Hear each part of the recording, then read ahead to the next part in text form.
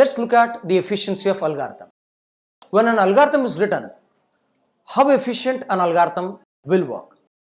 We already seen the properties of algorithm. If I include all these properties, definitely my algorithm will be more efficient. How do I measure the efficiency of an algorithm? Basically, your algorithm efficiency is measured in two terms. One is space complexity and the other is time complexity. What exactly mean by space complexity? When I say space complexity, it is the total memory which is consumed by an algorithm. The memory consumed by an algorithm will be sum of two memories. One is memory by constant space and memory by instance space. Now, what exactly mean by constant space? Algorithm might use different quantities, different inputs. There will be some instructions, there will be some statements. All these instructions, statements, identifiers, variables, when they are coded, they will consume some fixed memory. This fixed memory is nothing but the constant space. Now, when I say instance memory, it is the memory which is consumed by the algorithm when implemented into code during execution. So when you add up these two, it will be called as the total memory consumed by a program implemented from an algorithm, which indicates the space complexity. Definitely, the memory consumption has to be as low as possible. So which means that the space complexity has to be very, very less. So the total memory which is consumed by an algorithm implemented into a program form should have minimum quantities into constant area as well as into instance areas. The other is about the time complexity. How fast an algorithm will execute when it is implemented into a program. Now, your algorithm can execute faster based on two terms again. It will be hardware and the inputs provided at the time of execution. Suppose if I design an algorithm which is said to be the world's best algorithm, but if it is executed on a very slow machine, assume if I have an outdated machine, say 8086 or a P1 or a P2 machine, which has got very, very less memory, a processor speed is somewhere around 1 gigahertz or 1.2 gigahertz. Nowadays, the mobile devices are going to have much faster processor. If I implement an efficient algorithm which obeys all the properties considered as the world's best algorithm on a very slow hardware, still the efficiency is going to be very less. When a hardware is better, at that time you can actually measure the efficiency. When I say hardware has to be better, I had to include two terms at this place. One is the memory, that is RAM space, and then the processor speed. Definitely, if I am using a high-end processor, the processor will run into gigahertz, 2.4 gigahertz. If I have a quad-core, octa-core processor, definitely the algorithm will execute much faster. So basically, I need to have high RAM and I need to have a very high-speed processor. That will be the hardware part. Now, algorithm efficiency cannot be just measured on time complexity with respect to hardware. It is even with respect to the inputs provided at the time of execution. When I say the inputs are provided, you can have an algorithm which is designed to the best time to work, which will consume minimum time on a very efficient hardware.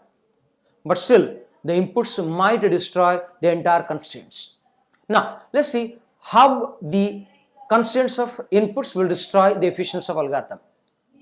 If I have to take a simple example, suppose if I had to search a single number into a set of n numbers.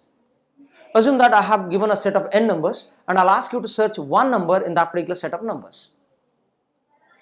Now, the input which is going to be provided might make this particular algorithm to execute faster, might make this particular algorithm to work in a worse manner.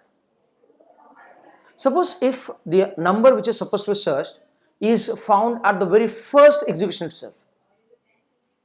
Suppose if I have x1, x2, x3, x4 up to n numbers, and if the first number itself matches with x1, it means that the number is found at the first instant, which means that the algorithm has consumed minimum time to produce the desired result.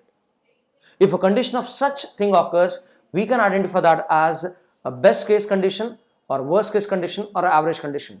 The first example which I described says the best case condition. Suppose if I am searching a number in a list of n numbers and if that number exists at the last, I had to make a comparison of the number with the entire set of numbers 1, 2, 3, 4 sequentially. I'll go step by step in the comparison. Definitely, every comparison will consume some time. The last comparison will yield us actual results. If I exaggerate the situation, if I have say 10 numbers and the number to be searched is in the last case, so it means that it will consume 10 seconds to compare and produce results. But I'm exaggerating. In reality, this will consume time in terms of picoseconds or nanoseconds. Very minimum time. So if it consumes maximum time, the condition is described as worst case condition. Now, if the number is found somewhere in the mid or just before mid or after mid, so I'll compare the given number, the first number. If it is found, I'll say minimum time. I'll compare the second one, then I'll compare the third one, and so on and so on. Suppose if I find the number somewhere before mid or just after mid, definitely it has consumed less time as compared to the worst condition. We call this as an average case condition. There are some representation of worst case, best case, average case as say big O, omega, theta notations. So as such, the theta notations are a part of algorithms bit. So when analysis of algorithms are done in detail, at that time we are supposed to go into the details of representation. Since at this time we'll just say about the terms which are used for describing the conditions which are on the inputs. So in brief, if I wind up, the efficiency of algorithm is said in two terms: space complexity and time complexity. Space complexity is nothing but the total memory consumed by the program, which includes some constant memory and some memory during the execution. The time complexity depends on the hardware and depends upon the inputs. Hardware, definitely will have to have a very high-end hardware, more RAM and a very high-speed processor. And inputs which are provided during runtime will also play a role in deciding the time for execution. So if the execution of a program takes a minimum time for a given input, it will be called as a best case condition. If an input for a set of numbers or a given set of inputs takes maximum time, then it will be described as worst case. If it is more than best but less than worst, in that case we can describe that as average case condition, which we described with the example to search a given number. The algorithm remains common. When the number is searched at the beginning or in the mid or at the end, the algorithm remains same.